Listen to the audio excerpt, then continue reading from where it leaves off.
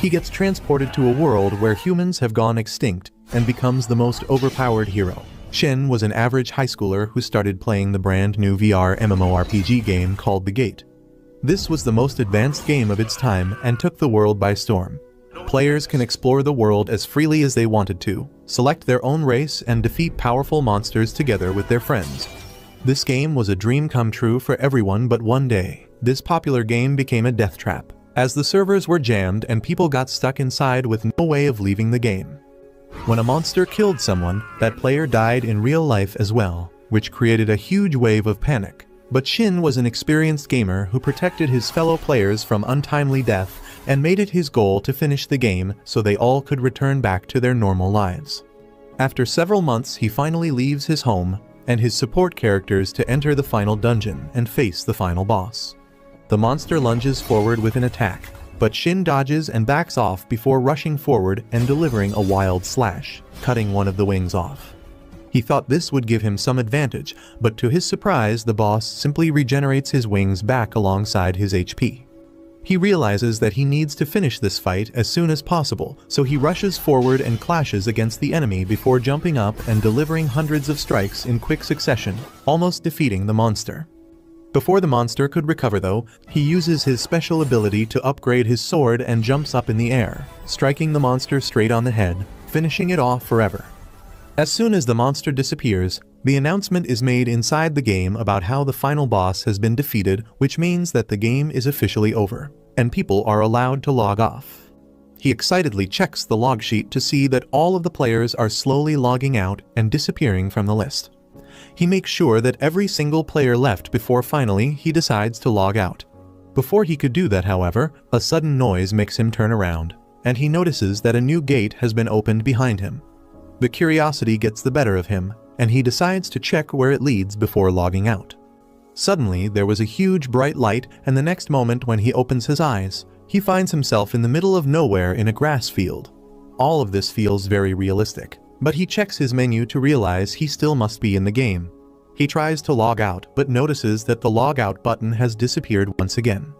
His heart sinks as he immediately checks the number of players in this game, only to realize that none of the players from the previous game have been transported here, and he is all alone. He curses his luck, but realizes that he needs to man up and figure this problem out. First, he uses his magic bird to take him to the location where his house used to be.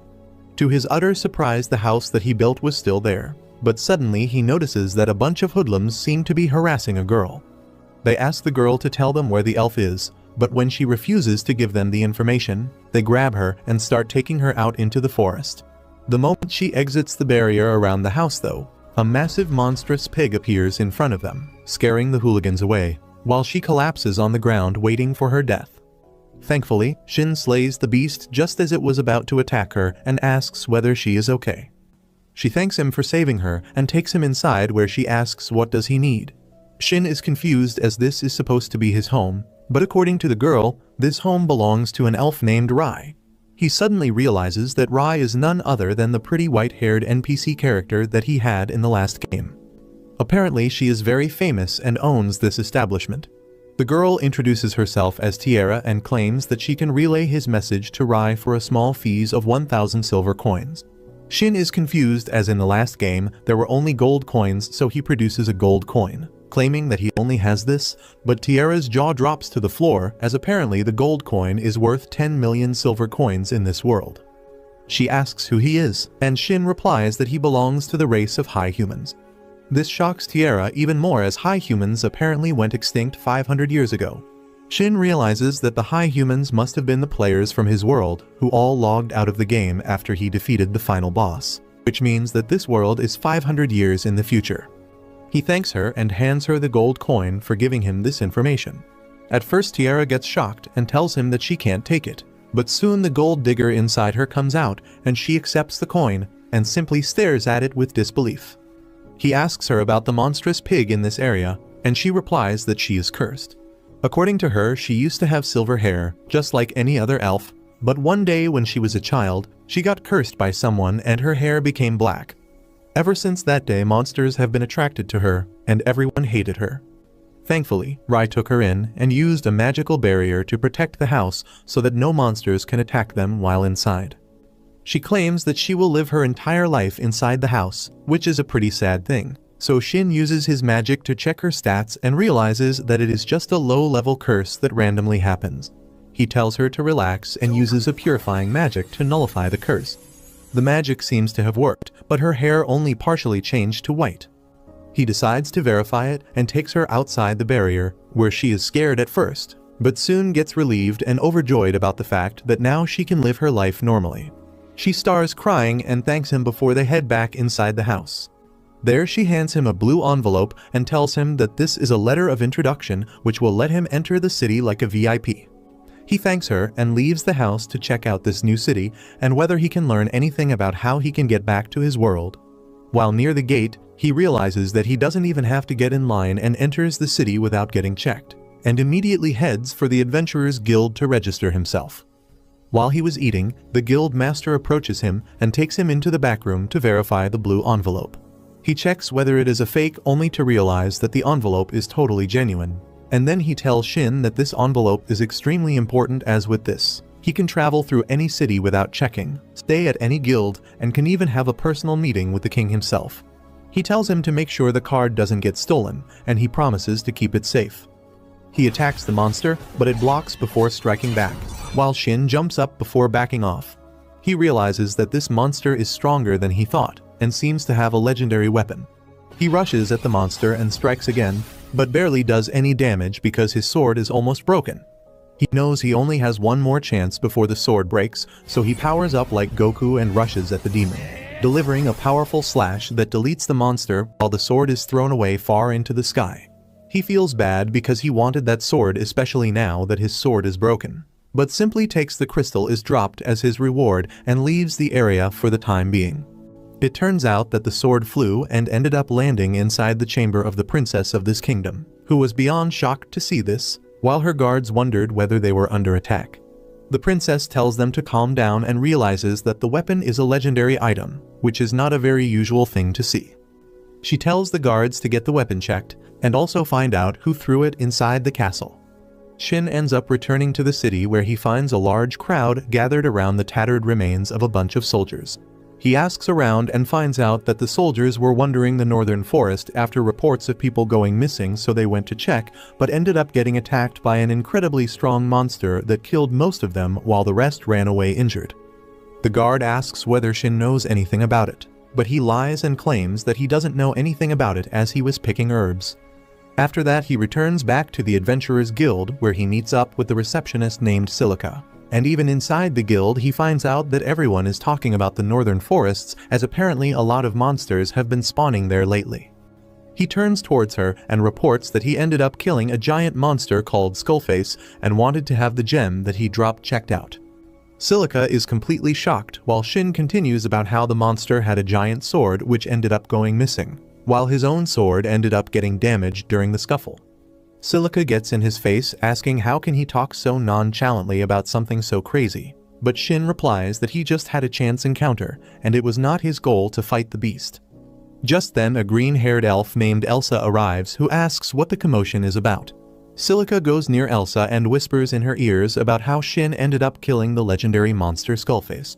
Shin tells them that he doesn't have anything to prove that he killed Skullface though, as the items he dropped were too weak and basic, while the sword ended up getting lost. Elsa thinks that Shin must be lying about killing such a monster and asks Silica to get the gem checked. Silica tells Shin to wait out here while she has the gem checked, so he turns towards Elsa and asks whether monsters like Skullface spawn often here. She tells him that monsters are born from grudges and sins of people who die a horrible death, and because a lot of people ended up dying in the northern forest, it is now filled with corpses and a perfect location for the monsters to live. She tells him that usually the monsters there are pretty low level, so Skullface being there is a very big mystery. Shin very calmly tells them that he thought so as well, because he has never seen a Skullface that's level 359. This utterly shocks the two girls as they wonder where Shin is joking around or not. Elsa immediately tells Silica to check the level on the gem and turns around to Shin, telling him that if he is telling the truth, then that means that he is stronger than a full party of a rank adventurers. He tells her to keep it a secret for now, and she agrees, and after that she heads off to eat some food. While waiting for his food, a tall man wearing weird purple dress walks in, and everyone gets quiet around him, looking scared. The man comes up near Shin and puts his spear down, which Shin recognizes as a legendary item. The man sits down the other side and introduces himself as Will and asks whether he is new here. Shin replies that he came here a couple of days ago, and Will laughs about it, and claims that the only reason why Shin isn't scared of him is because he doesn't know him. He claims that he is known as the vampire around here because his spear has the ability to suck the soul out of any enemy that tries to cross his path. Shin doesn't really care about it and tells him to eat quietly as he has work to do. Later that evening he goes to a library to find out more about this world and reads a book, only to learn that this world is basically the same as the game he used to play. But the race of high humans have gone extinct, which means he is the last one in this world, which could be dangerous if bad people got to know about it. Meanwhile, the guild master calls a meeting where they discuss about the recent developments with Shin, as it turns out that he was telling the truth and the gem is indeed level 359. One of the royal guards asks the guild master to let him meet Shin, because this morning a huge sword flew into the princess's chamber, and they believe that Shin is connected to this occurrence and the sword might belong to the monster Skullface. On the other end, Shin is sitting near a fountain eating some snacks when he spots a small beast girl looking at his food with hungry eyes, so he offers her a bite and she happily takes it. While he was wondering whether the kid is lost, Will ends up walking up to them, as it turns out that Will takes care of some of the children that live in the church's orphanage, and this girl keeps running away when she gets bored. He tells her to get back to the church, but before going she goes near Shin and whispers in his ears that he should save the fox in the northern forest. Shin has no idea what she is talking about, but decides to check it out. The next morning he heads over to Tiara's place, where he asks her to relay a message to Rai. He tells her that he has been trying to send a mail directly, but he can't do it. Tiara looks confused and asks what is he talking about, so he tells her that he has magic cards that he can directly send to the person he wants. But they aren't working when he tries to send it to Rai. To demonstrate that the cards work otherwise, he goes outside the cottage and sends a mail to Tiara, which shocks her, and she asks whether she could keep some. He happily gives her the cards and tells her to deliver the envelope to Rai alongside a sword that he produces. The sword supposedly belongs to Rai because in the game, he crafted it for her by using the items dropped by a lot of mythical monsters, and only she can use it. He tells Tiara to convey the message to her that if she remembers the sword and who made it, she should contact him. After that he heads off inside the forest to check what the beast girl was talking about, and suddenly the fog thickens as he arrives near a shrouded temple. He enters inside the mysterious-looking place and peeks inside the shrine only to see a small white fox lying in the middle of a magic circle. He walks up to her and checks the beast, only to find out that the fox has been cursed and poisoned. He immediately uses his ultra-strong purifying magic to heal her, and the fox returns back to consciousness. Suddenly, he feels that something is off and checks his map to see that he is being surrounded by enemies. He goes outside to find a truckload of zombified skeletons walking with swords in their hands intent on killing him. He tells the fox to stay tight while he takes a spear out of his magical pocket and in just 2 extremely powerful magical strikes, ends the lives of all of the monsters. After destroying the entire group without even breaking a sweat, he checks his map once again, thinking that all is clear when he spots that there are 2 more monsters nearby. It turns out that the statues near the gate were petrified monsters who finally break free and attack him. They are both level 675, which is insanely high, but he dodges their attacks and tries to use his Shadowbind magic to trap them. The monsters turn out to be pretty strong and release a thick fog like magical smoke that completely covers the entire area, blinding Shin and hurting the fox, while the beasts attack Shin from the darkness as he tries to dodge. He keeps dodging their attacks while trying to think of a way out of this problem when the fox directs him towards the magical circle inside the shrine. He immediately runs inside, and to his surprise, the smoke clears up and he is able to see clearly. Before they could attack, he uses his special legendary binding magic, and once they are trapped, he releases the full power of his spear, and in one devastating thrust, he completely destroys both the monsters from existence. Soon the smoke clears up, so he checks up on the fox once again, But to his utter surprise, the fox turns out to be level 211 monster called Elemental, which was the highest tier monster present inside the game. This was a really lucky break as he decides to keep the fox as his pet who could accompany him on his journey to find a way back home. He starts walking back, but realizes that considering how rare and unbelievably strong this elemental fox can be, it could become problematic as some people might attack him and try to steal her away. To make sure it doesn't happen, he decides to form a bond with the fox, in the process known as taming. After a beast has been tamed, only its owner can see the stats, and this way, everyone will think that she is just a normal fox. He turns towards the fox and asks whether she would want to be tamed by him, and to his surprise, the fox seems willing to do so as she trusts him after he saved her life. He begins the process, and after a while, the fox gets successfully tamed. He names his new party member Yuzu and heads back to the capital. He goes back to the guild where he meets up with the receptionists, who both want to take his report. He asks which one should he give the report to, and the sisters start bickering. He doesn't care about these things, so he walks over to the notice board, where he notices a weird quest. It seems to be put up directly by the church, and it doesn't disclose anything, only asking for a skill-holding adventurer to approach them. He finds it very fishy, but at the same time, he is also curious about it. He decides to take the notice and head over to the church, as this way he could meet Millie as well. He reaches the church where he meets up with a nun named Trya. She asks what is he doing here, and he honestly replies that he doesn't really know much about the church, but came here after checking the quest. The nun immediately gets interested, and asks whether he is a skill holder. He tells her that he would reveal everything, but he would like to gather some information as well. He asks whether Millie the Beast Girl is around, and the nun seems suspicious, but takes him back to the guest room. He waits while wondering what powers does Millie possess, as she told him to save the fox before. Finally, the door opens and Millie enters the room, happy to see him. She immediately runs up to him and starts hugging him, which softens the nun a little bit, as she claims that now she knows that he is not a bad person, because Millie usually doesn't like company. He asks whether he can start the business talk now, and the nun gives him her permissions. He immediately looks at Millie and asks whether this is the fox that she was telling him to save. Millie takes a look at his head and happily claims that it is indeed the fox that she thought was in danger and thanks him for saving it. Shin smiles and tells Yuzu to thank Millie, as she is the one who asked him to save her life. Yuzu immediately comes down and thanks Millie, while Shin turns towards the nun and asks about the quest. She tells him that he must be a skill holder to be able to see the quest, which makes Shin realize that even though having certain skills were very common in his world, it must be a very rare thing in this new world. She tells him that they are looking for a particular skill holder who can teach one of the church's nuns that skill. He asks whether they want the heal or the curse skill, but the nun shakes her head and claims that due to certain circumstances, they really need to learn the purify skill. She looks down thinking that there is no way this guy knows the skill, but Shin simply replies that it is a hassle to learn that skill. She is shocked and asks whether he means that he knows the skill, and Shin replies that he does. She asks whether he would accept the quest, but he replies that he wants something in return for the job. She starts talking about gold and money, but he tells her that he is not interested in that and would like repayment in some other way. Just as the nun was going to break her vow of celibacy, Shin stops her and tells her that he simply wants to know details about the church and about the powers the Millie possesses.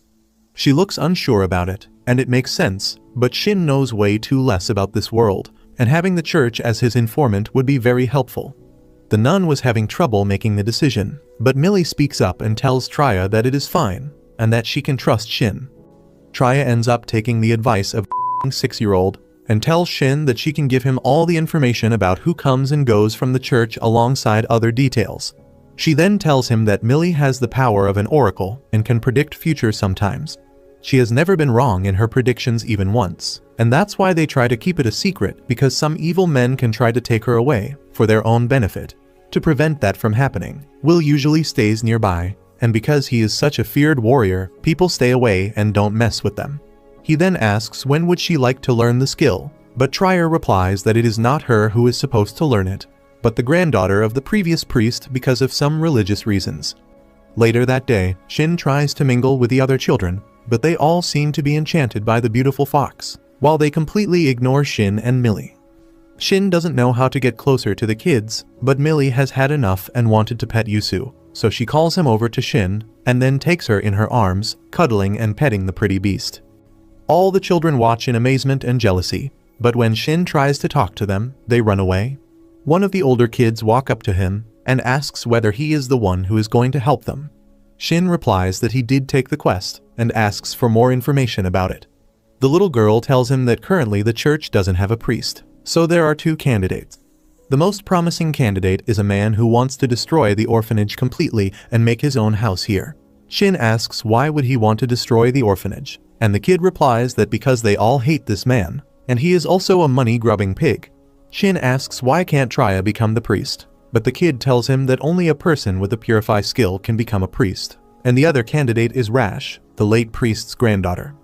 She pleads with him to help them, and he tells them not to worry.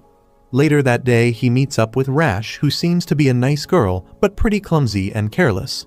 He introduces himself and claims that he will teach her the purification magic, but warns her that it will totally depend on how she practices and whether she is able to complete the training.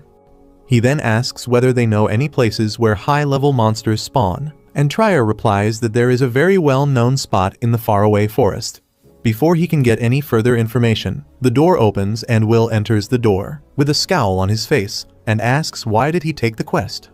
He asks what he asks for in return, and Shin honestly tells him about his deal with Triya. Will thinks that they are trusting him a bit too much, as he is still a no-name new adventurer, but Millie insists that Shin is fine. Will still puts his lance on his throat and warns him that if any information about Millie's power get leaked, he will kill him with his own hands. Will then asks more about the purifying skill and how to learn it, so Shin explains that you first need to have a holy gem with you, which is very hard to find. After that you need to defeat over 200 undead monsters, and each should be at least level 150. The good thing is that only the killing blow matters, so his plan is to weaken the monsters to the brink of death, so that Rash can easily kill them off. Even Will is shocked at this because level 150 monsters are no joke.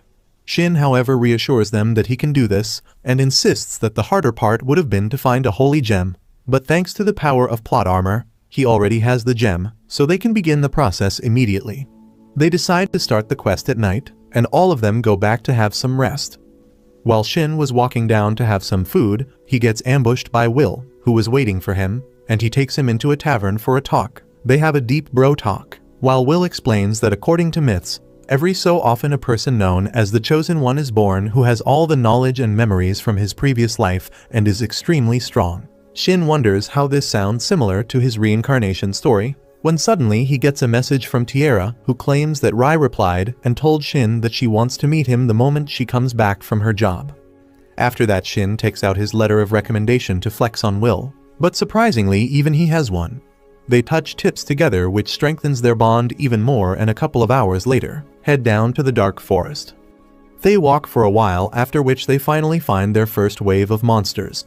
The dog monster attacks them, but Shin immediately freezes them in the air, and tells Rash to use her heal magic to kill them. She was unsure at first, but quickly deals with them.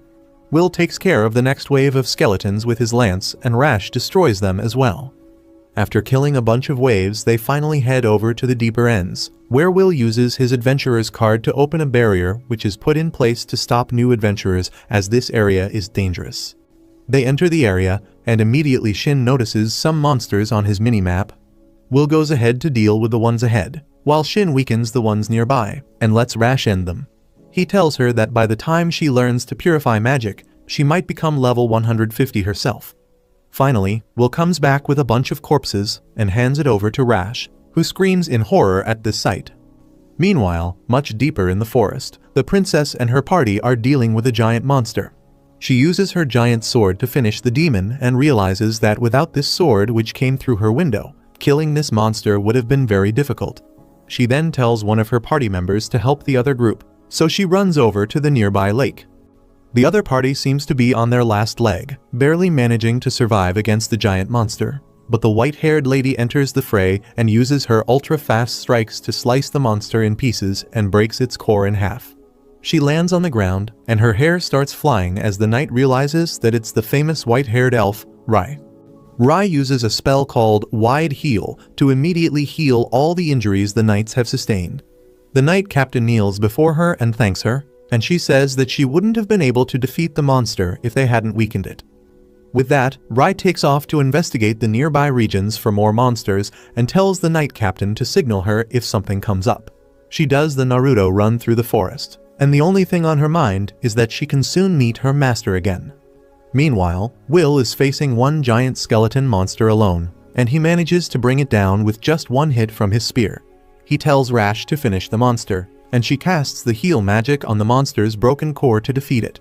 She suddenly starts glowing as the monster is defeated, and Shin says that it is just the special effect to tell her that she is eligible to learn a new skill. Rash seems spaced out and Will asks if she is fine. She explains that her mind was suddenly full of information about how to use a skill. Shin congratulates her and says that now they should quickly return to the city.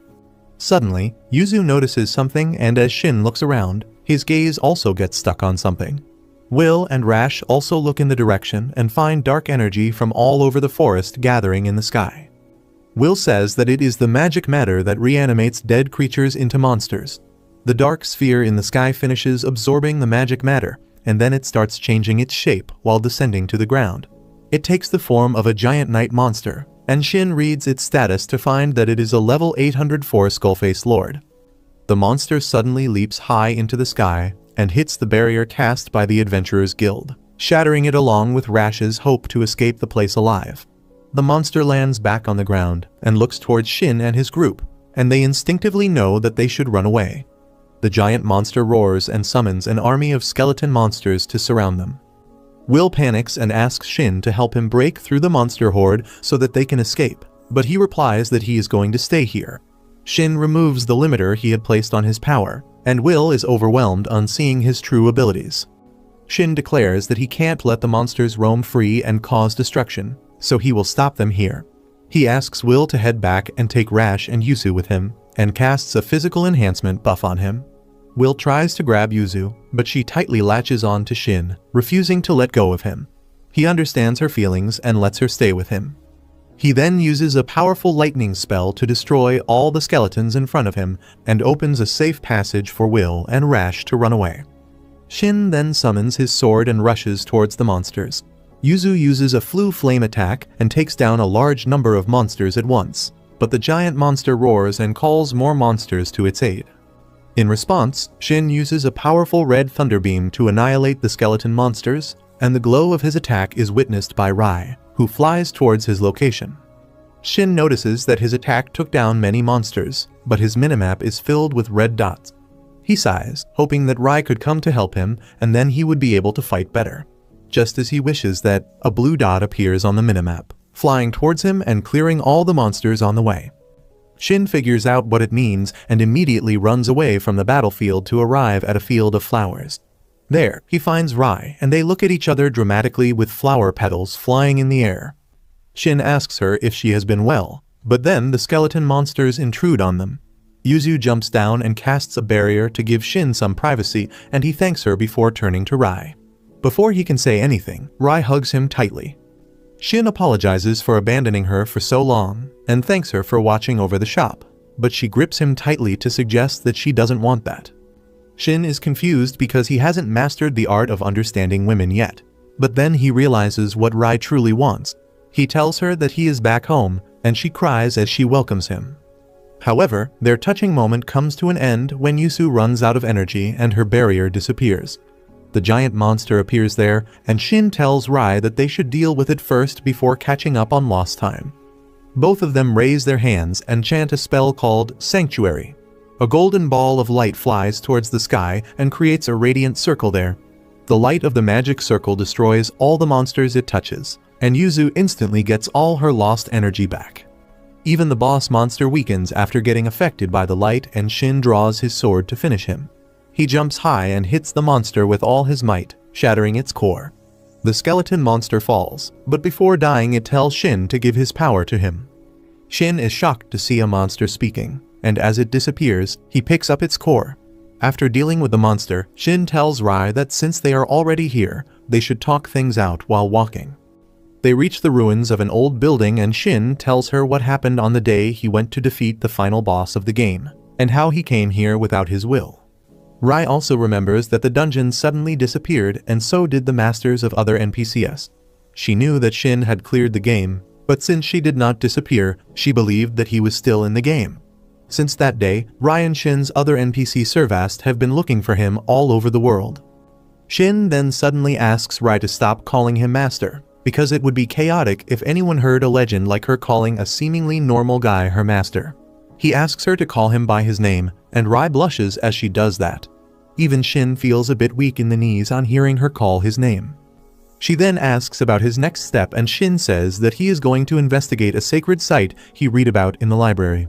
Rai asks if he plans to return home, and when Shin affirms, she feels betrayed and sad. She knows that it was the expected answer, and accepts it without complaining. Shin changes the topic and asks how much does she remember from the game, and she replies that she remembers everything. She claims that after he cleared the game and all the players vanished, she became more aware of herself. She and the other NPCs were partially aware during the game too, but they were not fully conscious and could not take independent actions. They watch the sunrise, and after that they decide to return to their shop. However, before that, Rai wants to know about Yuzu.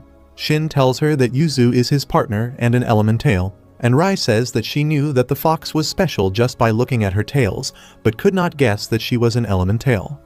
Shin expresses surprise at this because he hadn't noticed anything. He lifts Yuzu up, and for the first time notices that she has 3 tails. If that wasn't enough of a surprise, Yuzu suddenly tells him good morning, and Shin freaks out. The fox reveals that her mind cleared after the large monster yesterday disappeared. Things make sense to Shin now, and he forbids Yuzu from talking in front of people, so she decides to talk to him through telepathy. Rai believes that her 3 tails will be a problem, but Yuzu can easily merge them into one to pretend to be a normal fox. Shin praises her, and as Yuzu basks in his praise, Rai finds her unbelievably cute. Shin understands her hesitation and lets her pet and cuddle with the fox, and Rai says that it is the first child elemental she is seeing because all others were adults. They decide to depart to the capital with that. Meanwhile, Will has been running all night while carrying Rash on his back, and she is worried about Shin. He tells her that Shin will be fine, and then suddenly, he feels something speeding towards them. He stops and turns around to face whatever is coming towards them, only to find that it was just Shin and Rai. Rash faints from a panic attack, and even Will is not happy that Shin gave them a jump scare. On the other hand, the princess and her guards come across the huge hole in the ground caused by Shin's attacks. The princess thinks that this hole in the ground is connected to the appearance of the magic circle in the air that destroyed all the skeleton monsters. She wonders who could have done that when one of her knights comes there with the sword Shin used to cast the earth-shattering skill. The knight shows the princess a falcon symbol on the hilt of the sword, and states that a very skilled swordsmith puts this symbol on the weapons he creates. He demonstrates that despite being damaged, the sword is powerful enough to split the ground with barely any effort from his side. The knight says that he has heard that there was only one blacksmith in the world who could forge swords this powerful. Legend has it that he was a high human and was called the Peerless Black Swordsmith. The princess remarks that there are no high humans left in the world, and the knight agrees.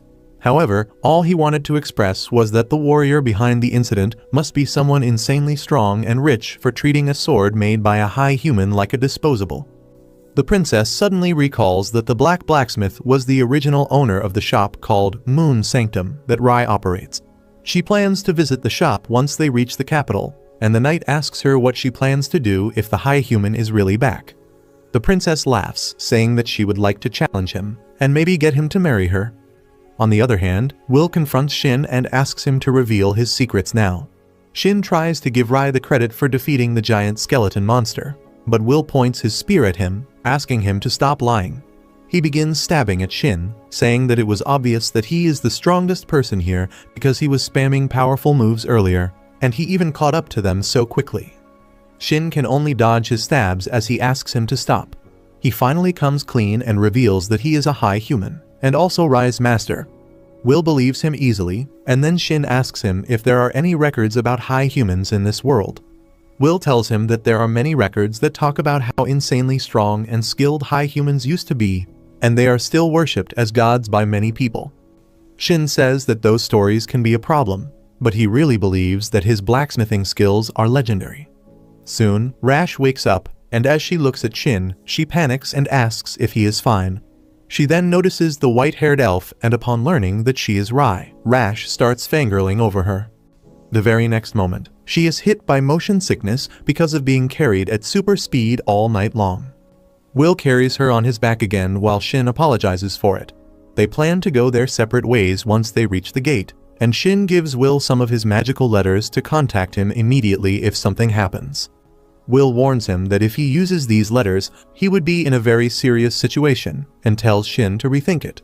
Shin realizes that Will doesn't want to involve outsiders in his problems, but he pushes the letters on him, remarking that he can't leave him alone after they have come together all this way.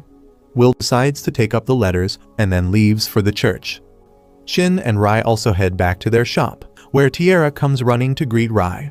She nervously explains to her about the man who came to their shop, claiming to be Rai's friend, without noticing that the man in question is standing right there. After Rai helps her calm down, Tiara notices Shin, who says that they should have dinner before talking about their circumstances.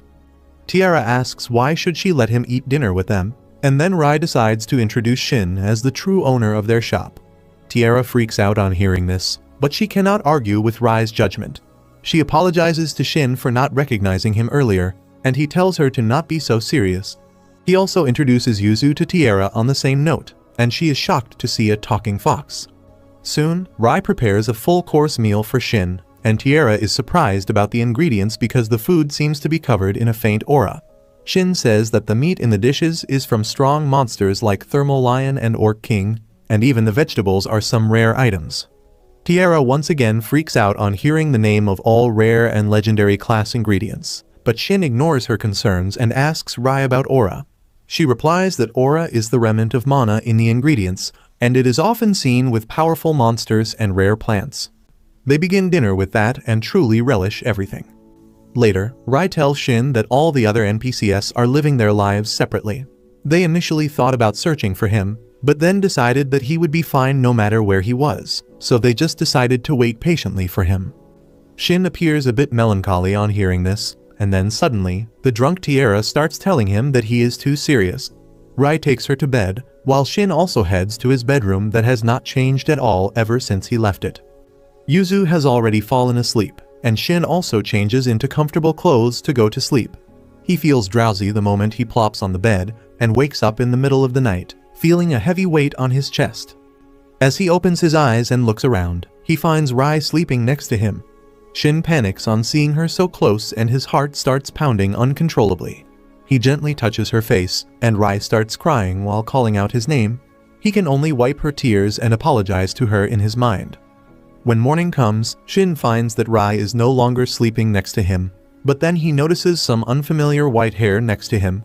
He lifts his blanket to see what is happening and finds that Yuzu has turned into a human. As she gets up lazily, Shin freaks out on seeing her bare body, and as she rushes to hug him, he fears that the FBI may come for him. He then gives her some clothes suitable for elementals to wear. Later, they head to the kitchen to meet Rai and Tiara, who are surprised to see Yuzu in her human form. She nervously greets them, and then all of them have breakfast. After that, Shin asks Yuzu about the shrine she was at, and the symbol drawn on the floor. She doesn't know anything apart from the fact that she felt less uncomfortable within the symbol as compared to any other place, and Shin begins to inspect her answer for any clues.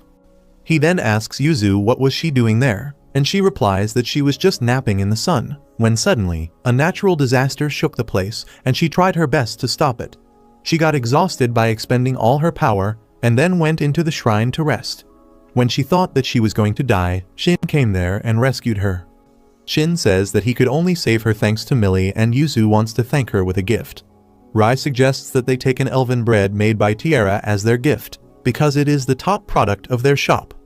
Shin remarks that they are a weapon shop and not a restaurant, but Rai reminds him that he is the only one who can open the armory, so they couldn't restock it in his absence.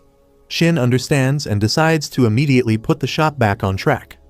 Rai then tells him that there is something more urgent than the shop, and it is about another NPC named Gerard. Shin is shocked to learn that Gerard is still alive, because he is a high beast who can live only up to 150 years. Rai replies that he may not have much longer to live, and he is still waiting for him to come back. Rai then explains that Gerard was the one who united various beast tribes and formed the Farnid Beast Alliance and became its first king. She explains that currently, the alliance is ruled by the 8th king, so Gerard can wait for him. Shin confirms that Gerard is not in any immediate danger, and then decides to travel normally to meet him. Rai and Yuzu are obviously going to come with him, and Tiara says that she will mind the shop. However, Rai tells her that she doesn't need to stay behind, because now that Shin is here, he can carry the shop with him. The elf girl doesn't understand, but Shin asks her to travel with him now that she is finally free from her curse. She gladly agrees, and Shin says that they should start preparing for their journey now. He thinks about the food and equipment they need to buy, and Rai remarks that she must report about the Skullfaces to the Empire as well, so she will need to act independently for some time. Shin has no problem with that, and he plans to level up as an adventurer on the way to Farnid. Rai tells him to form a party with her, because then they can always communicate with each other using telepathy. Shin is surprised to learn about this feature and adds Rai to her party, and then suggests Tiara to also register as an adventurer. Before that, Shin heads to his forge and tells the excited Yuzu to not touch anything because some weapons may be cursed. Since everything is in working condition, he makes some swords, but the first sword turns out to be too good for this world. Shin knows that he can't sell something like this, so he decides to try less harder in the following attempts. He succeeds in making some fine swords to sell at his shop, and then Tiara comes there, ready to go out. They exit the forest and enter the market, which completely takes Tiara by surprise, as she has never seen so many people collected in one place. She asks Shin whether this place is usually this crowded, and Shin replies that the rush hours haven't even started yet. Every single thing in the market makes her curious, as she hasn't been out for 100 years at this point.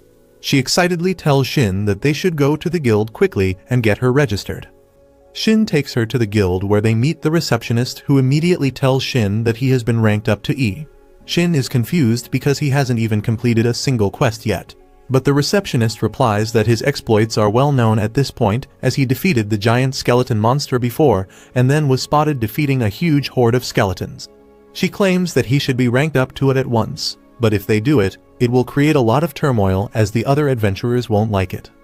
He claims that he doesn't mind that when suddenly the receptionist's face changes as she asks who the hell is with him, as she looks at Tiara with jealous eyes. She claims that they were seen holding hands and asks whether he is in love with her. Both Tiara and Shin get embarrassed, as he claims that there is nothing like that. He then tells her that he is planning to go to the place called Farnid and inquires whether there are any quests to be done on the way.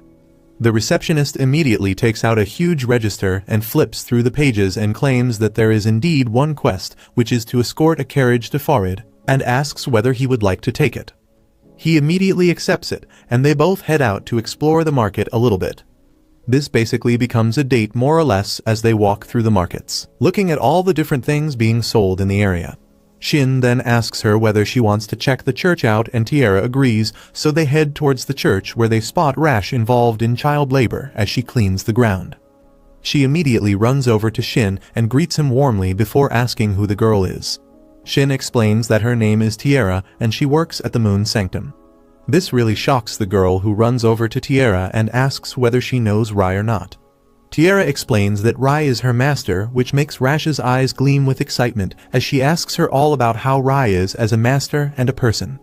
Some time later, they enter the church, where Millie immediately starts playing with Yuzu and thanks him for coming here. Meanwhile, Rash thanks him for helping her the other day, as because of that, she has been appointed as the next priest of the church, and everyone is happy. Shin asks where Will is, as he has not seen him around. They reply that Will has gone out to investigate the other priest candidate, as he suspects that there is something going on which might cause problems for the church. Shin then produces some magical charms that he created with his magic infused in it and asks them to keep it near them. Suddenly, the door opens and the other kids enter the room, immediately swarming Shin as they all want to meet with him. Tiara is also not left alone, as she gets kids all around her and doesn't even know how to deal with them. Some time later, they exit the church as Rash thanks them for meeting up with them and promises to protect the church as much as she can. They bid farewell and head back to the guild, where the receptionist was ready with Tiara's adventurer's card. They take it and head out once again as a successful day starts coming to end. He takes Tiara into a dark alleyway out of eyesight and produces a beautiful crystal, claiming that they can straight up teleport with this crystal. Tiara is beyond shocked at this and asks what is he even talking about. Shin claims that it's just normal teleportation magic, while Tiara tells him that teleportation itself is a completely lost magic that hasn't been performed in ages. He tells her to get used to it as they start teleporting and immediately arrive in front of the moon's sanctum. She is still a bit shaken up by the teleportation when Shin quickly transforms the moon's sanctum into a portable form as a necklace, claiming that now they can take it wherever they want. A little while later they head out of the city gates and find a carriage alongside a weird alligator guy standing in front of it. It turns out that the alligator guy's name is Guy, and alongside a girl called Baki, they have also taken the same quest to escort the carriage. Soon enough the owner named Nak comes and greets them warmly, and soon they start traveling through the forests in silence. While traveling they end up making small talk as Guy asks them whether they have killed any men before. This surprises Tiara, who looks at Shin, and he tells her that usually these escort missions have to deal with bandits who are human and not monsters. The redhead claims that no one takes her seriously because of her size and her gender, but she has beaten the crap out of a good many guys. They introduce their classes, and it turns out that Guy is a samurai class, a rank just like Shin, while Baki is a brawler and rank E. Shin realizes that Guy must be sufficiently strong to be rank O, and feels a little better about the mission when suddenly the carriage stops. They get out to find themselves surrounded by bandits looking at them. Shin tells Nak to head back inside the carriage and tells Yuzu to protect him. The bandits seem to have a lot of confidence as they start making fun of them and passing comments on the redhead, who seems unfazed by it. Tiara is hiding behind the carriage all this while thinking whether she could ever kill a human when she suddenly realizes that Shin seems different as he is seething with anger at the comments passed by these men. Suddenly she notices a couple of other men hiding behind the trees to ambush them. Guy tells them to back off as he doesn't want to kill unnecessarily, but the leader is confident and knows that he is the only a rank adventurer, while the rest are rank E and lower.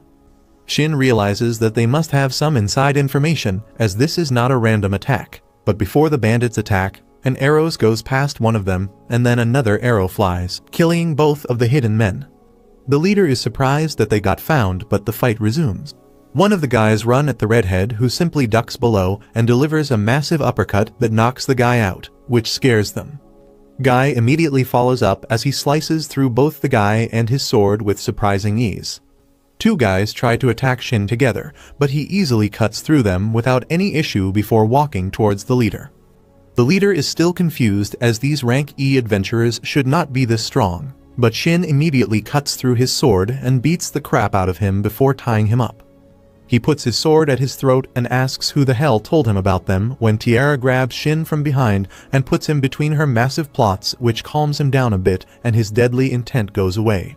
Shin is completely surprised at this, while Tiara gets embarrassed thinking that she just did it because Rai does it to calm her down.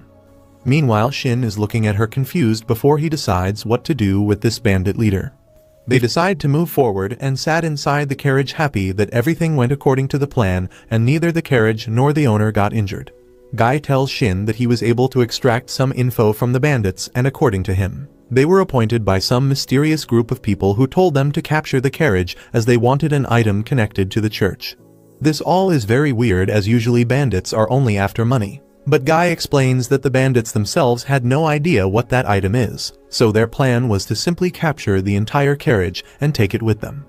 Suddenly Shin remembers how while in the church, the sister told him that some of the senior officials of the church are very corrupt and power-hungry and wonders whether this is their work. Despite whatever the reason was, he is simply happy that he ended up taking this quest, which was purely a coincidence, but now he might be able to dig deeper in this issue with the church.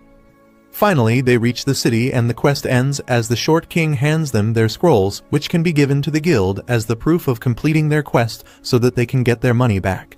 They thank Nak for the quest and Nak thanks them for helping him arrive safely in the city, as if it was not for the four of them, he would have probably died at the hands of those bandits. After Nak leaves, Shin asks Guy and Baki what their plans are, and Guy replies that they will be heading back to their own city immediately, while Shin replies that he needs to go ahead to the city of Farnid from here. Guy bids them good luck and hopes that their paths meet again before leaving with Baki, while Shin and Tiara move ahead in their own path. He asks Tiara how she liked the trip in the carriage, as he wonders how to move forward from here as Farned is still a long way off. She claims that the carriage was pretty comfortable, and he agrees. Soon he decides that they should simply buy a carriage, as that would be the most efficient and comfortable way to reach Farned. They both enter a huge area, lined with tons of carriage which all look the same to Shin, so he starts scheming about how he will modify them completely. But Tiara tells him to go easy as they need to buy one first. She asks what kind of carriage is he looking for, and he claims that he is trying to find a carriage big enough to sleep and to carry all their stuff with them. He plans to modify the carriage anyways, as he doesn't like how unstable and shaky they are. Tiara also believes that it would be a great relief to not get carsick in the carriage, and they start looking for one. Finally, Tiara spots a fancy-looking carriage with flowers and shit, and she directs Shin's attention towards it, claiming that it's pretty, but also big enough that they can all travel together alongside Rai if they want to. The dealer walks up to them and asks whether anything interests them, and Shin immediately tells him that he wants to buy that fruity carriage and tells him that he needs it ready by tomorrow. The dealer smiles and asks whether he has gotten horses to pull the carriage, but Shin replies that he hasn't gone through with it yet. The dealer looks at him and advises him to get 2 big horses with strong feet, as the carriage is pretty heavy and cannot be pulled by a weak-ass horse. Shin thinks about how expensive that would be and asks the dealer about the carriages pulled by monsters that he has seen a couple of times. The dealer replies that monsters are much stronger and faster than horses, so one of them would be enough to pull this carriage. But to do that, he will have to tame a monster first, which is incredibly difficult. He tells him not to worry about it and get the carriage ready as he leaves alongside Tiara, wondering where he can find a monster, but thinks that bottom line, he can simply use Yuzu as the monster to pull his carriage. Suddenly, he gets a notification from Rai, who tells him that her work inside the kingdom has been completed and asks what's up with them. Shin replies that they are in the city of Bay right now, and just bought a carriage for further travels to Farned. He claims that they still need a monster to pull it, but Rai tells him not to worry about it, as she will get the monster for them. She tells Shin to wait till tomorrow, as she is hurrying over to Bay to join them, but it will take her at least one day. He tells her not to worry about it and come at her own pace. Rai also discloses to him that the kingdom was in a state of uproar, as they found out that the moon sanctum has been disappeared. Shin never thought it would have such a huge effect on the royals, but Rai claims that they were trying to flatter her and talk sweetly so that she joins the royal army, but she refused and left. Shin claims that it must be hard for her constantly dealing with people who want to use her power, while Rai claims that one time a country tried to claim the moon sanctum for themselves, and she was very close to completely destroying that country at that time.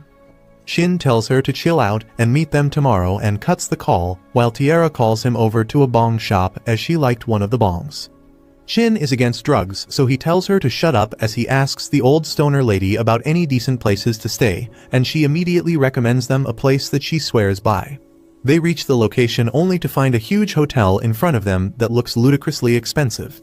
They enter inside nonetheless and ask the receptionist whether they have any rooms available. The receptionist immediately asks whether they will need a couple's room, but they get embarrassed and decline immediately, claiming that they will take 2 single rooms. Seems like they have more integrity than my ex-girlfriend. Shin opens his room to find a beautiful chamber filled with decorated furniture and a beautiful bed. He closes the door while Yuzu hops onto the bed and converts into her lowly form. She asks whether she can talk now, and Shin gives her the go-ahead. Later he realizes that there is still some time for dinner, so he decides to maintain his weapons till that time while Yuzu plays around. A little while later, as he was finishing up his maintenance, Tiara knocks at his door and walks in, asking when will Rai be arriving. Shin answers that she should arrive tomorrow, but he doesn't really have the exact timings when she will come. Tiara claims that if they don't have anything to do, then they should simply relax, and he agrees and calls room service with dinner. After dinner, he tells them that he is going to take a warm bath and then hit the sack, to which Tiara replies that she will do the same. Yuzu immediately asks whether they can take a bath together, and she agrees, but instead of going into her room, Yuzu ends up dragging her into Shin's bathroom, where they start taking a shower. Shin walks up to the window and starts looking out the window, wondering about tomorrow, while Rai was outside in the forest and finally found a monster worthy to be her mount. The next morning, Shin wakes up with Yuzu on his face, and he walks outside to meet with Tiara. After checking on the carriage, he starts modifying the axle and adds some suspension to it, which surprises both Yuzu and Tiara. Soon he gets a notification from Rai, who tells him that she is outside in the forest and tells him to meet her there. He takes Tiara and starts walking through the forest when both he and Yuzu feel a strong presence nearby. They come out into the clearing and are shocked to see Rai with a huge demonic beast standing by her. This demonic divine wolf has a level of over 750, so he asks where did she find it. Rai nonchalantly explains that she found him in the sacred mountain where the most dangerous beasts live. He tells her that this beast is too big for the carriage and might draw unwanted attention. But Rai planned for that and tells the beast to shrink in size, which it does to become a little bigger than a horse. Soon the monster starts hitching their wagon along at a very high speed, which seems to excite Shin, while Tiara comments about how comfortable the carriage is after the modification. Rai agrees with it, claiming that she has been on the royal carriage multiple times, but this carriage is somehow much better than that. While they were traveling, Yuzu starts talking to the beast in their language and explains that he used to live in the sacred mountains alongside his mother. But one day an adventurer killed her and he was left alone, injured and afraid. Just when he was about to give up, a very kind elf girl saved him and gave him the strength to train and become stronger. He surprises everyone after that by revealing that the elf girl is none other than Tiara, as he recognizes her smell.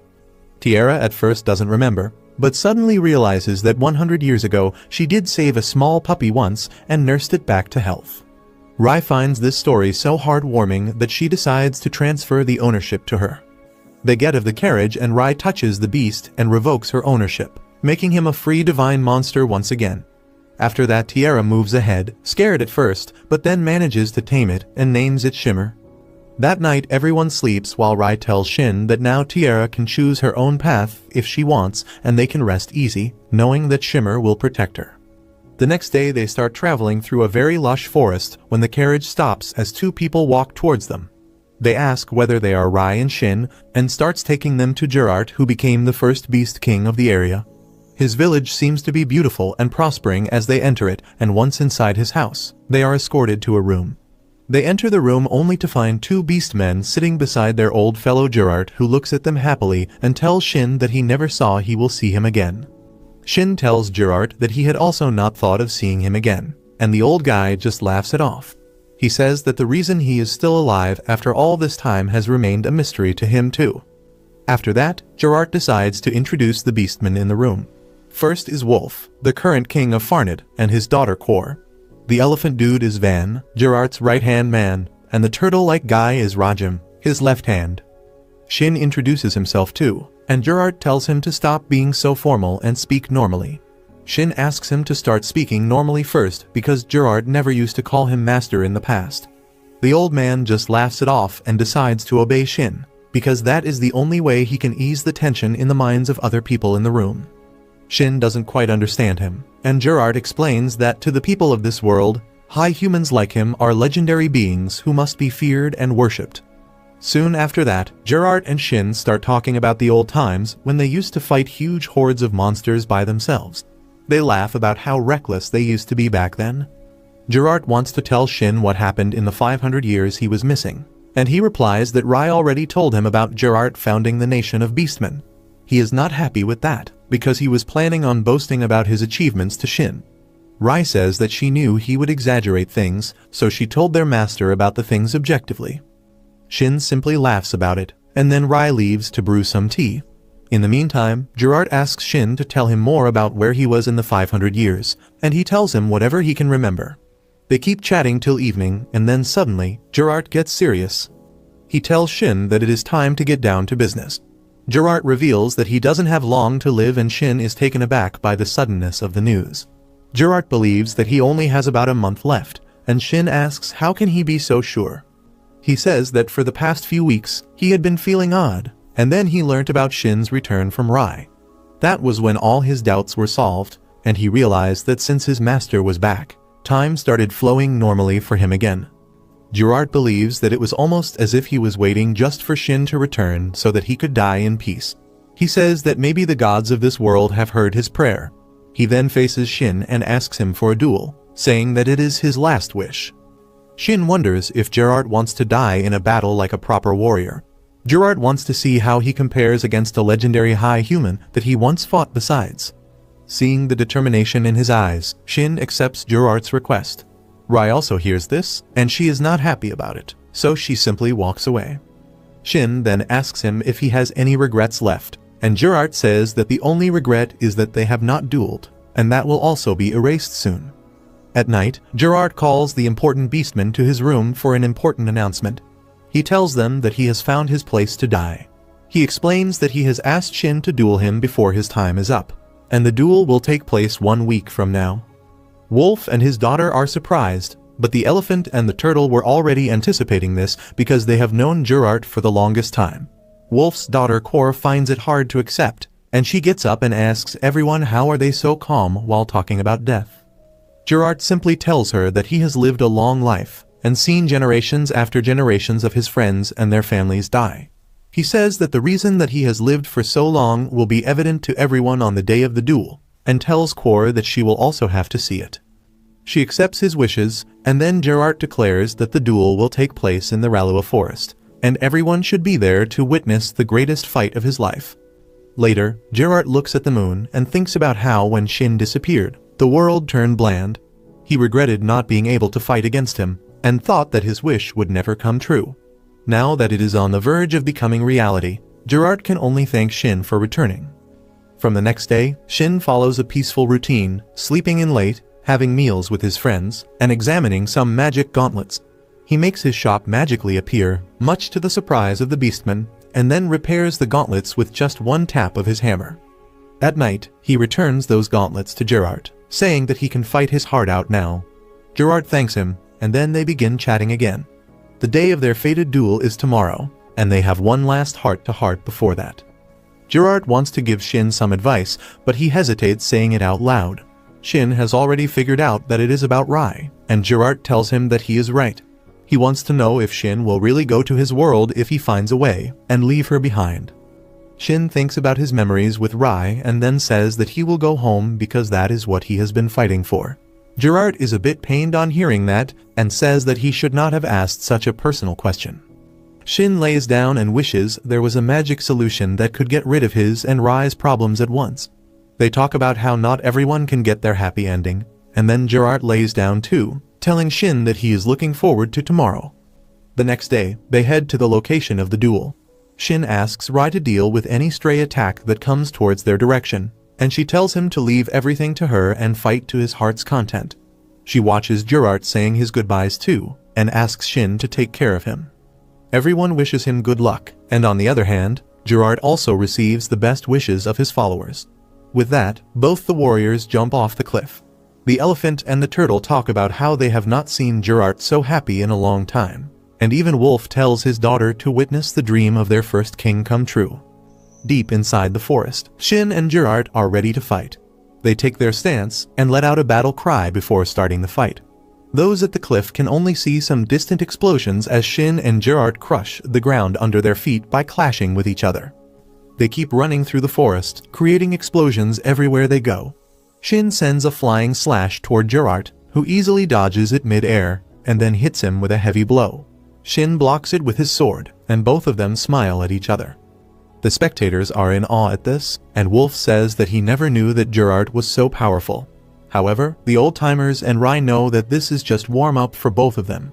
Tiara is surprised to learn that this is not their real strength, and asks Rai if she is also as strong as them. She replies that even she would struggle against Gerard. Back in the forest, Gerard tells Shin that the techniques that he developed specially to fight him are proving useless now. Shin tells him to stop holding back and show his true power, and Gerard obliges. He unleashes his full power and transforms into a big white wolf. Gerard recalls that yesternight, Shin told him that he fight with all his power, but he will not use the titles he got from defeating the last boss of the game, as that would be unfair. Gerard thinks that if he was in Shin's place, he would have done the same too, but still, he wants to fight him when he is at full power. He tells Shin to be ready to face him, and he replies by sending a red thunderbolt in his direction. Gerard vanishes just as the thunderbolt is about to reach him, and surprises Shin by appearing behind him. He attacks him, but Shin still blocks his surprise attack and asks him if this is all he has prepared for this fight. They separate, and then Gerard decides to unleash his ultimate technique. He gathers the energy around him into his fist, and then releases it as a punch. Shin decides to take the attack head-on and blocks it with his sword instead of dodging it. The majestic ultimate attack pushes him through the forest, but that is not all. Gerard suddenly appears behind him and begins launching high-level martial arts techniques. Shin can only dodge the attacks, and he realizes that Gerard must have trained incredibly hard to chain the various skills he could use only one at a time earlier. He keeps getting pushed, and then Gerard blows him to the sky with a powerful skill. Shin feels guilty of holding back when Gerard is putting his everything on the line in this battle. He releases his energy and starts coating his sword with a red aura. He lifts the sword up and charges it for his ultimate attack, and that is exactly what Gerard wants. He also charges up his ultimate attack, and both of them shoot it out at the same time.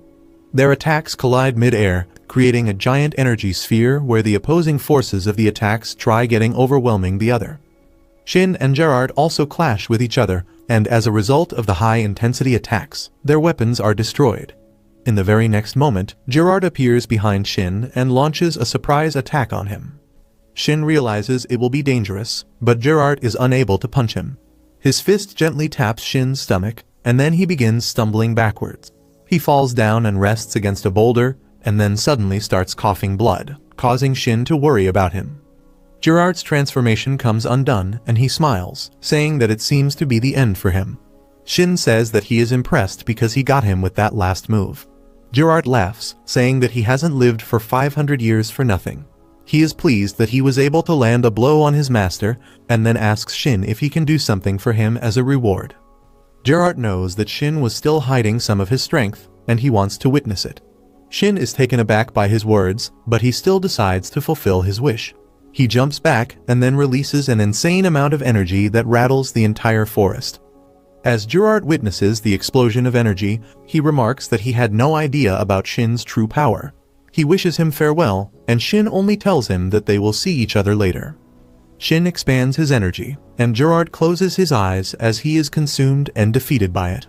Soon, Shin returns to the cliff with the unconscious Gerard on his back. Wolf and other beastmen rush to look after him, but Shin tells them to not look so sad.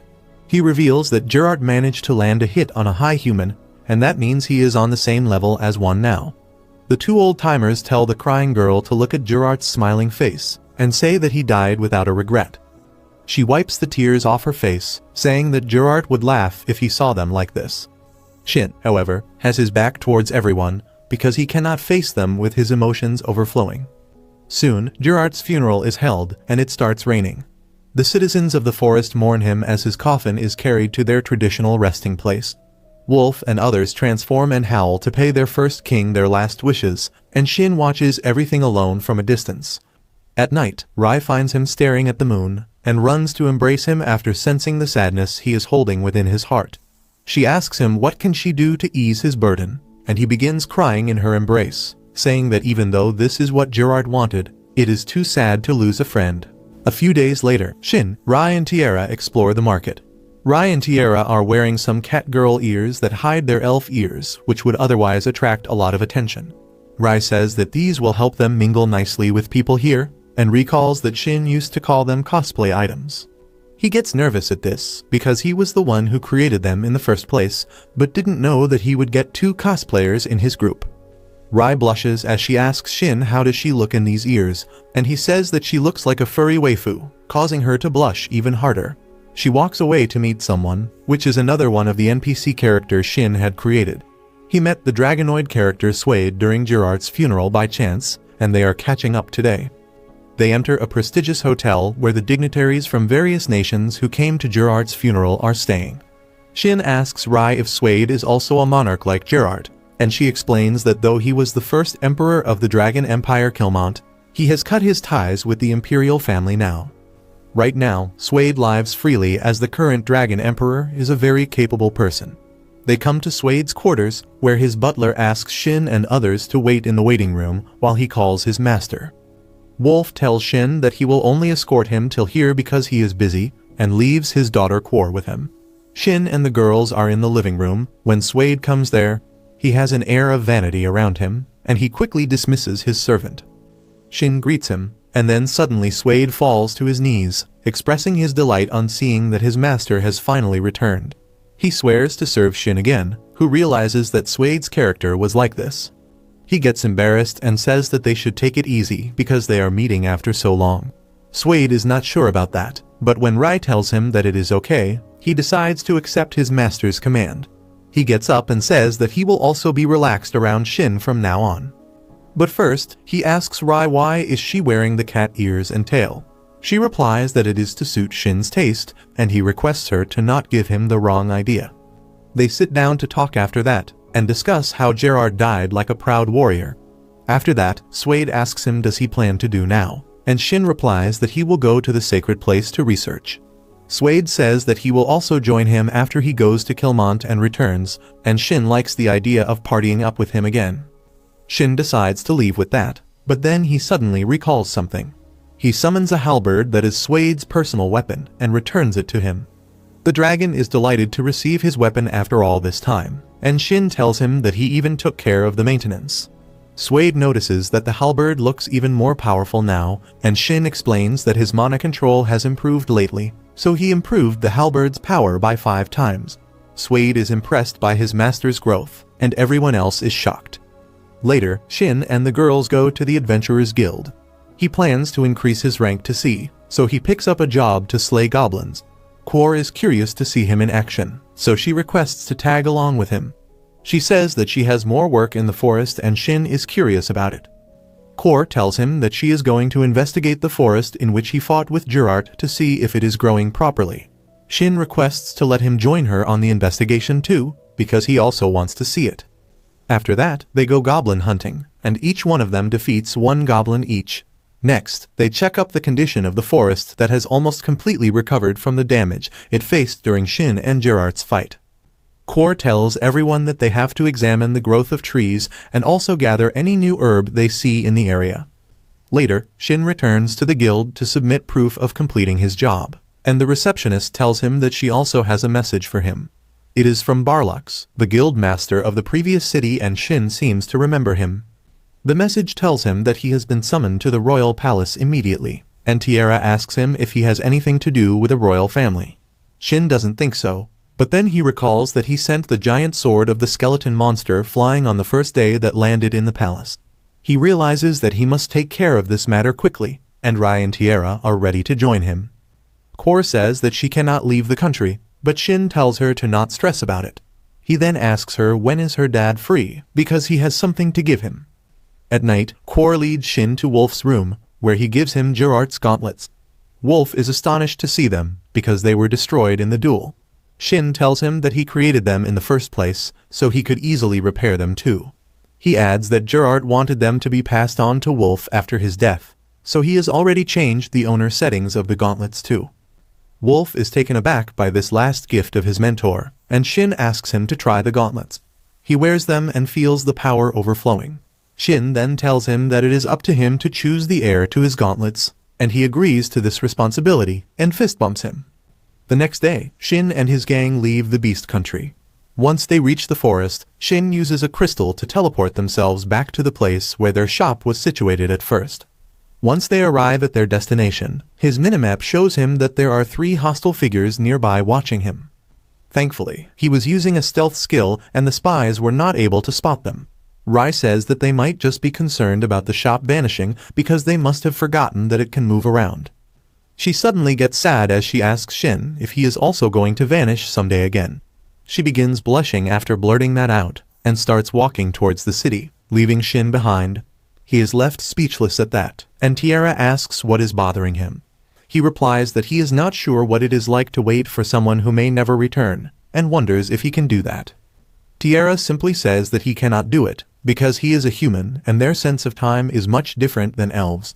She explains that for long-living races like them, losing their reason to live can turn their life into hell, and that is why they don't think too much about it and just do what they are supposed to do. She also tells Shin to stop getting serious at odd times, and he is flustered at her remark, but Rai agrees with Tiara, causing him to be even more embarrassed.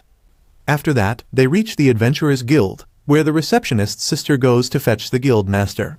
Shin asks the receptionist why was he summoned, but she doesn't know anything about it. But she claims that Shin is not an ordinary adventurer. It was obvious that he would be summoned soon. The receptionist taunts him, saying that he always travels with beautiful women, and he nervously tries to tell her that he has some male friends too like Will, and they have even worked together in the past. That shocks everyone in the guild, and they become suspicious and wary of Shin. The receptionist asks him to confirm it once again, because Will is not the type of person to form parties, and there are many rumors about him because of his nature. Shin says that Will is easy to be misunderstood, and just then receptionist number 2 comes there to invite him to the guild master's office. The guild master greets Shin and then introduces him to the old magician named AniRoll, who appraises gems for the guild. He also examined the gem of the skeleton monster that Shin defeated. Shin then asks the guild master why did the palace summon him, but AniRoll has a question for him before that. He asks Shin if he knew that a huge white sword flew into the palace, more precisely into the bedroom of the second princess. The old magician says that it caused quite a stir, and now Shin is afraid because he didn't think that his mistake had such serious consequences. However, AniRoll tells him that no one was hurt in the incident. The problem is that the sword is made from really great materials, and it is easily as powerful as the kingdom's royal sword. Also, the skeleton warrior that Shin was quite powerful and high level, which was easy to tell from his gem. Shin can only nervously smile at this because he knows that he has been found out now. He asks the two men how did they conclude that it was him who was responsible for all this. AniRoll says that since the time of hunting the skeleton monster and the sword crashing into the palace was the same, he was called to appraise the sword too. He could find traces of magic on the sword that matched the gem of the defeated skeleton monster, and that linked the case to Shin. After that, the palace summoned him, and the guild couldn't refuse because the matter was quite high profile. The guild master then reveals that the second princess Ryoni is the one who personally summoned Shin because this incident piqued her interest in him.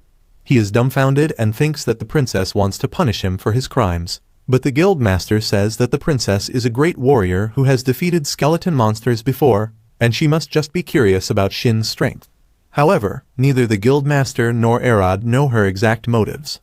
Later, Shin tells everything to the girls, and Rai believes that the royal family will probably try to pressure him to serve them, or they will try to make him marry some important noble. He is taken aback to hear about marriage, but Rai calmly explains that royal families aggressively try to recruit strong people called the Chosen Ones. Shin doesn't want to go to the palace now, but Rai tells him that he can simply refuse to serve them by saying that he is already a member of an adventuring party. He agrees but thinks that refusing the offer to marry someone without a justifiable reason could lead to trouble. Rai blushes as she tells him that he can just say that he is engaged to her, and he likes the idea. The next day, Shin visits the royal palace and the guard leaves to fetch his superior to escort him inside. Soon, an elite knight named Gadras comes to escort Shin to Princess Ryoni. Shin reads that he is level 188 and thinks that he must be one of the strongest people in the country. Soon, they reach the room of Ryoni, who is eagerly waiting for Shin. She welcomes him and introduces herself, and then Shin does the same. Ryoni tells him that she doesn't like formality, so she asks him to call her by her name directly. He is already perplexed, and then asks the princess why was he summoned. The princess first takes out the large sword and shows it to Shin, who admits that the skeleton monster he defeated was wielding it. He tries mixing small lies with truths to ensure that his true strength is not revealed, but that is not enough. The princess believes that Shin is a chosen one because he suddenly distinguished himself, and she has called more people like him before. She says that some of them turned out to be assassins, but he seems safe going by her instinct. Shin is stupefied by how easygoing the princess is, but she tells him that she has the skill intuition and her hunches have never been wrong. Shin is not so sure about that, but then Gadras tells him that he has a letter of recommendation from Rai's shop, which was the biggest reason they trust that he is not an assassin. With that, Shin asks her to get down to business and Ryoni gets up to tell him the reason she called him here. Inside his heart, he wishes it to be about marriage, but turns out that the princess wants him to fight her, and Shin is astonished once again. Little do they know that while they are peacefully chatting, a dark and mysterious entity is roaming free in the palace, attacking unsuspecting servants. Gadras facepalms as he hears the princess challenging Shin to spar with her, and asks her to at least tell him to enter their service first. Ryoni tells him that it is important to judge his abilities before that.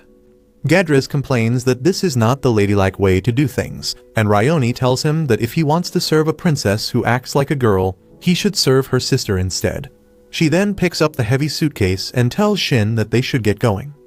First, Ryoni leads Shin to the teleportation room, so that they can go somewhere they don't have to hold back while fighting, and he can only nervously oblige. They teleport to some sort of coliseum, and Ryoni says that it was said to be built as a sparring ground for the Chosen Ones. No one knows what other purpose this place could serve. However, since this place was registered in the teleportation device, it must mean that this place was significantly important in the past. This forces Shin to think about how teleportation magic is considered lost in this world, but they still have the teleportation devices that lead them to fixed destinations. Ryoni says that they should start the duel now, and asks Shin to pick any weapon he likes. He chooses a normal sword, and she picks up a huge sword and swings it around with ease. The sparring session begins as Gadras gives the signal, and both Shin and Ryoni charge towards each other. Their swords release sparks as they clash, and then Ryoni pulls a surprise move by letting go of her sword and kicking MC. He dodges her kick, and both of them put some distance between them. Ryoni remarks that she was expecting him to be at least a little surprised by her move, and he replies that he was surprised. Next up, Shin adjusts his stats to be comparable to the princess and charges towards her. They clash swords in a contest of strength, but both of them are equally matched right now. They separate again, and Ryoni tells Shin that he doesn't need to hold back, and he can use his skills too. Shin takes up the offer and gets into stance to use the skill Flashing Vigor that enchants his sword and his entire body. To his surprise, Ryoni uses the same skill as well, although with a different stance. They both rush at each other, and Ryoni strikes first. Her attack destroys the ground in its line, but Shin is able to dodge her somehow. He is impressed by the strength and skills of the princess, and she remarks that he is a great fighter too.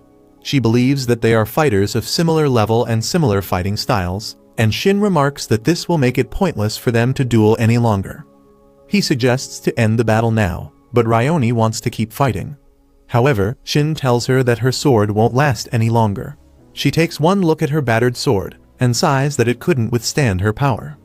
Gadras also steps up, saying that Shin's abilities are on par with the princess, and he has decent reaction time as well. He suggests that this is enough for his assessment, and Ryoni decides to agree with him this time. She declares that the duel is concluded now, and both Shin and Gadras are relieved. Meanwhile, a mysterious figure approaches the teleportation room in the palace. The guards warn him that the area is off limits and tell him to back off, but it doesn't seem like he will obey. In the sparring arena, Ryoni asks Shin if he will be interested in joining her team. He apologizes because he can't take up her offer because he prefers the free life of an adventurer. Ryoni is surprisingly understanding and asks him to tell her if he ever changes his mind. Shin then asks her why is she not using the rare sword from the skeleton monster, and Ryoni tells him that in their kingdom, it is a custom that a man must give a woman a sword when he proposes to her. Initially, the woman could use that sword to slice him down if he was ever cheating, but it is just formality nowadays. She then says that she considers this sword that crashed into her bedroom a gift from Shin, and he curiously asks her if this means he proposed to her. Shin is taken aback and tries to explain that it was just a mere coincidence, and Ryoni laughs it away, saying that she isn't considering it anything more than that. However, Gadras informs Shin that many people are plotting to use this incident to try him as a criminal, and then force him to work for the kingdom as a way to reduce his punishment. Shin realizes that this doesn't sound so far-fetched, but Ryoni has a solution for that. She says that they can present the sword as a tribute to her from Shin. This way, it won't be treated as a marriage proposal or a crime, and he will not have to worry about the political pressure that comes with either of these things. She offers to pay him handsomely for the sword and requests him to let her keep her, and Shin readily agrees. He doesn't even need money, and only asks permission to access the restricted zone of the library as his reward. Ryoni is shocked to hear this and insists that the sword is too precious, but Shin assures her that what he needs the most right now is information. The princess gladly accepts his deal, and they teleport back to the palace. There, Shin notices the knocked-out guards outside and then finds a priest in the corner of the room. Ryoni recognizes the priest and asks what is he doing here, but the priest keeps staring silently at her. Shin, however, can read his status and finds that he has been charmed by dark magic. As soon as Gadras learns about this, he tries to subdue the priest, but just then, the teleportation crystal activates by itself. Shin feels strangely nauseous as the crystal suddenly teleports them away, and he soon finds himself in some ruins. After taking some time to control the nausea, he goes to check up on Ryoni, who asks him what the hell just happened. Shin tells her that they seem to be teleported somewhere, and seeing the ruins around her, Ryoni recognizes the place as the Holy Land, Kalkia. There seems to be no one nearby, and Shin decides to get out of this place as fast as possible. He asks Ryoni if she can tell him about any nearby cities or towns so that he can ask his friends to meet them there, and she tells him that the city of Walmer is near. Before Shin can do anything, he is contacted by Rai, who felt him teleporting away, so she has been panicking all this time. He assures her that he is fine, and she tells him that he disappeared so fast that she thought he had vanished once again. After that, Shin tells her about the entire situation, and how a high-level priest was affected by the spells Charm and Confusion. Rai tells him that mind control spells are considered the ultimate taboo, and anyone found using them is executed without exemption. Shin believes that there is some mastermind hiding in the shadows.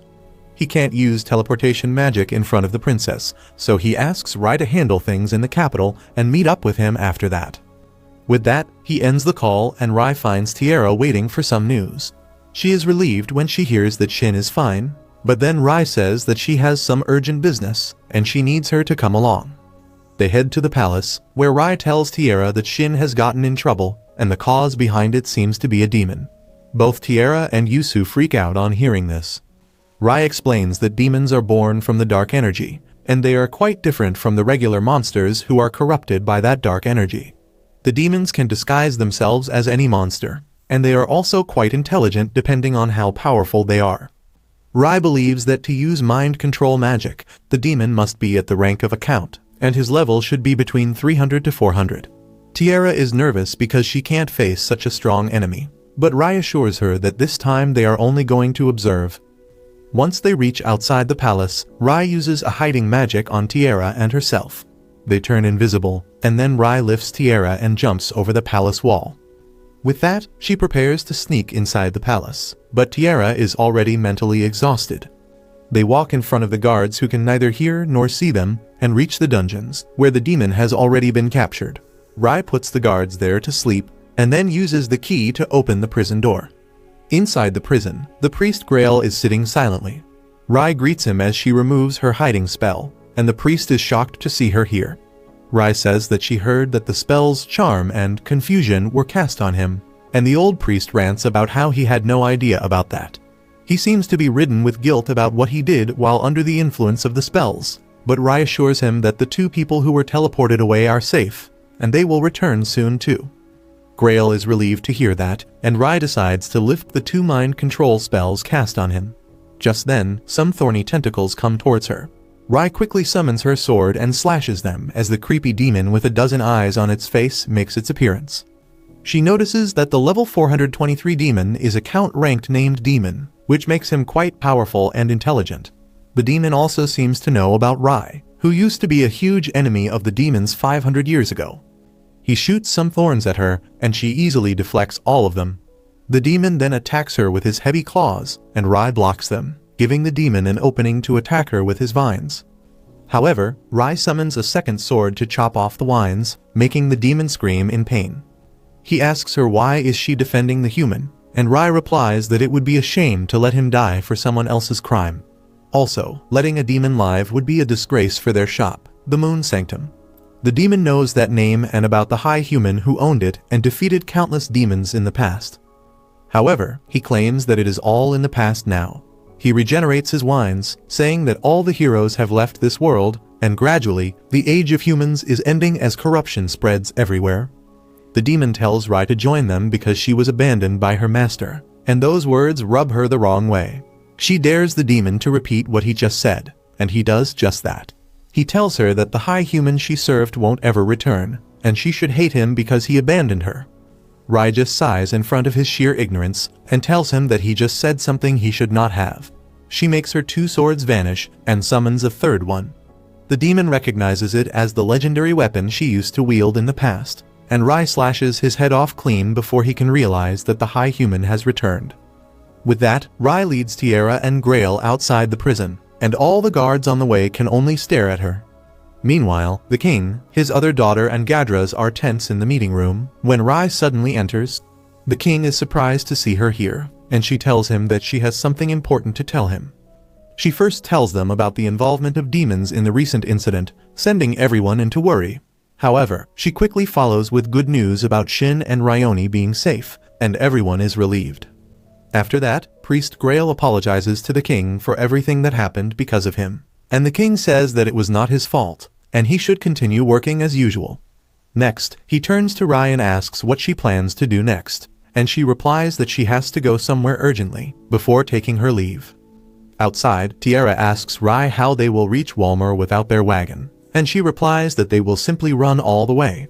Tiara is confused about that, but within minutes, she finds out what Rai meant.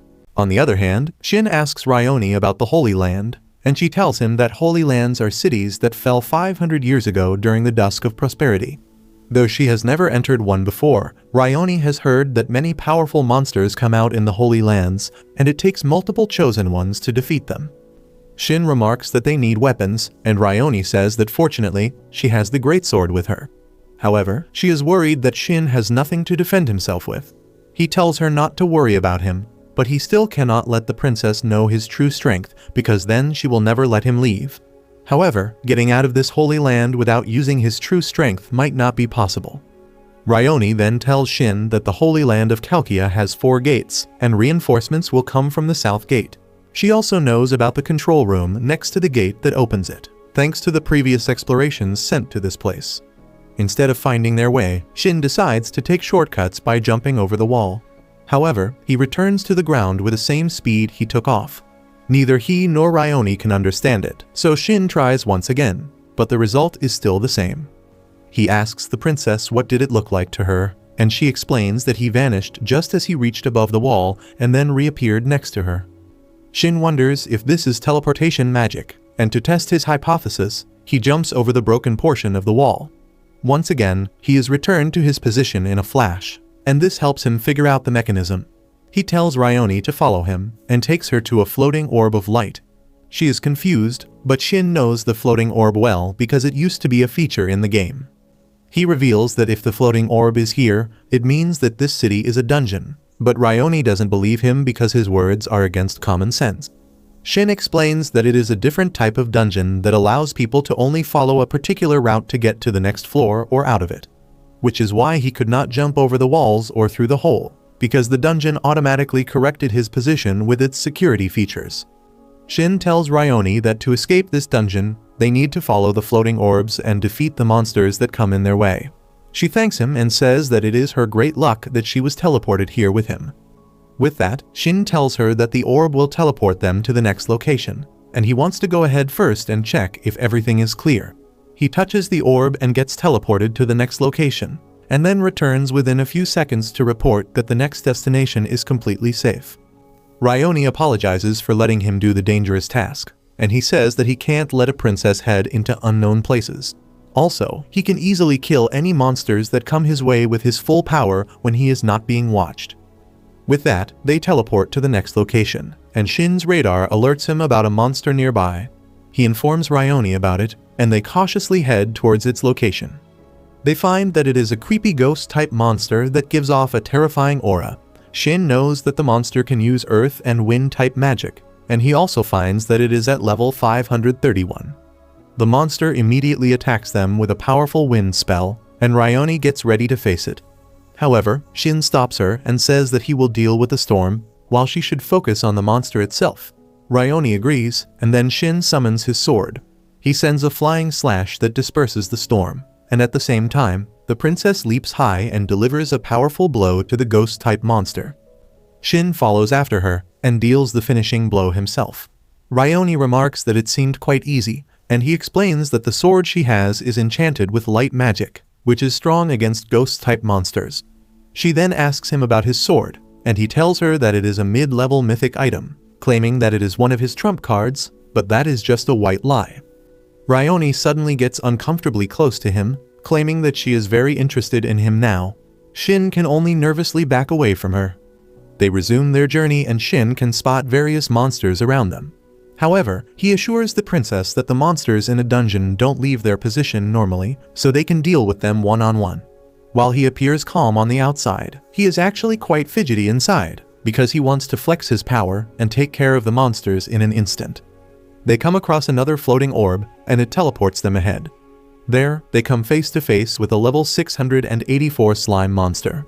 Shin remarks that it is a troublesome opponent, but Ryoni thinks that he is just mansplaining, because how dangerous can a slime really be? She charges at it despite Shin's warning, but her attack doesn't do any damage to the slime. Instead, it sprouts some tentacles that grab her and melt everything they touch. Shin attacks the slime with a sand-type attack, destroying its tentacles and freeing Ryoni. She thanks him for saving her, and then asks why did her attack not work earlier. He explains how physical and weak attacks are useless against slimes, and tells her that they should finish the monster right here, or it will chase after them. Shin rushes at the giant slime monster and uses a fire attack on it. The attack causes the slime's body to evaporate and exposes its core, that Ryoni slashes in one hit. They defeat the slime monster with that, and Shin tells her that she did a great job. Ryoni tells him that he did better, and then remarks that he seems to be getting too frank with her lately. He apologizes for it, but she tells him that she doesn't mind it, and she doesn't want either of them to hold back. She also notices that he has been facing away from her, and he coyly tells her that he can see some things if he turns towards her. Ryoni finally notices that her clothes have been strategically melted by the slime for maximum fan service within community guidelines and freaks out. Luckily, Shin has some spare clothes with him, and he gives them to Ryoni. She is starting to get suspicious of him having too many useful items now, but he just tells her that he likes to be prepared. They resume their journey and Shin asks Ryoni if she knows any magic attacks. She tells him that she knows some beginner-level spells, but they won't be helpful here. Shin gets an idea, but he decides to contact Rai, who is rushing towards him, and confirm things first. He asks her if he can teach the imitation enchantment technique to the princess, and she agrees with him only because it is an emergency situation. Shin then teaches Ryoni about the imitation enchantment technique, which is not as powerful as the real deal, but good enough for now. He asks her to create a small fireball and enchant the sword with it. The sword absorbs the power of the fireball, and Shin throws a stone at her to try it. Ryoni manages to cut through the stone and partially melt its interior. With that, they reach the exit of the dungeon, but Shin suddenly feels like something was sucking him in. Ryoni couldn't feel anything like that, and Shin begins to wonder what is happening. However, he can't afford time to investigate it, so he decides to head to the exit of the Holy Land, which is blocked by a giant monster egg. The monster egg hatches, and Shin gets a bad feeling about it. The monster that comes out of it is a white griffin with the powers of ice. Shin notices it preparing an attack, so he grabs Ryoni and jumps away before the griffin's ice beam freezes the area. It keeps shooting the ice beam at them, but Shin manages to come to a safe area, where the embarrassed Ryoni asks him to put her down. She asks him the plan, and he says that he will distract the griffin from the front and she can take it down from behind. He assures her that he will be fine, and Ryoni trusts him. She runs behind the griffin, and Shin begins to lure it into an open area. He tries to keep the full attention of the griffin on him while dodging its ice beams. He takes out some daggers and flings them in a random direction, but they home in on the ice chicken and hit its eye. Using that chance, Ryoni launches a powerful attack on it, but the griffin counterattacks and sends her flying with a slap from its wings. She somehow manages to land on her feet, but her attack opened up the chance for Shin to finish the monster. He hits it point blank with a powerful fire spell, defeating it instantly. Shin thinks that they can leave the dungeon now, but then suddenly, the ice griffin heals itself completely. Both Shin and Ryoni are stunned because the monster seems to have completely regenerated from its injuries. It begins attacking them again, and they can only run. Ryoni asks how to defeat the monster, and Shin tells her a somewhat risky plan. He asks her to examine the mechanism to unlock the gate by herself while he deals with the monster alone. However, there is a deeper reason behind this plan.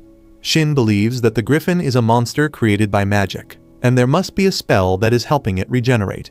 He wants Ryoni to look for that spell in the opening mechanism room, which is the most likely place to find it. She agrees to his plan, but asks will he be fine dealing with the griffin alone. He tells her that he will be fine because it is not his first time fighting monsters like this. With that, they go their separate ways. Once Shin reaches the griffin, he unleashes his full power and takes off its head with just one slash. However, the monster regenerates instantly again. Shin decides to use it as a test subject to try out how much power can he safely release now. Meanwhile, Ryoni finds the door to the opening mechanism. Shin keeps beating the griffin again and again, and it keeps returning to life each time. Suddenly, something changes about it, and a white sphere begins shining near its throat. The sphere begins sucking Shin towards it, and he realizes it is the same thing he felt earlier. He attacks the sphere, but it just absorbs its attack. Shin decides to let the sphere take him in to find out its true nature, but then he suddenly finds himself covered in a golden light, and the sphere stops pulling him in. He decides to attack the griffin, and chops off its wing that doesn't regenerate. Shin realizes that for some reason, the griffin won't regenerate now. He dodges its ice beam and then uses a fire slash on its neck, killing it for good. Just then, Ryoni comes running towards him, and Shin tells her that he managed to obliterate the monster without a trace. She has also opened the gates, and they escape the dungeon. Shin informs her that his companions will meet him in the city of Walmer, and Ryoni tells him that they need to cross the mountain range for that. On the other hand, Rai and others are taking a break near a stream, and Shin informs her that he has safely left the dungeon. She is happy about that, but her mood suddenly turns sour as she learns that Shin has to camp with the princess all night. She cancels the rest break and heads towards the other side of the mountain at full speed. Meanwhile, Shin and Ryoni are sitting in front of their tent, and he even brings forth a thermos and some cups to drink tea. Ryoni seems to be impressed by this, and she scoots closer to Shin, trying to charm him so that he can join their kingdom. He refuses her advances, and she keeps teasing him until she can hold it no more, and starts laughing. She says that Shin doesn't even try to act polite with her, but she actually likes it. As a noble, she is used to everyone treating her with respect and flattery, so she likes talking to frank people like Shin. She starts clinging and snuggling with him, and he can't tell her to get off. The night passes like this, but early in the morning the next day, Shin suddenly notices something that makes him alert. Ryoni also comes out of her tent, and they see a huge horde of skeleton monsters heading towards Walmer. If you liked this video, make sure to subscribe for part 12. And make sure to check out this brand new anime about a loser who gets reincarnated as a prince with godly abilities.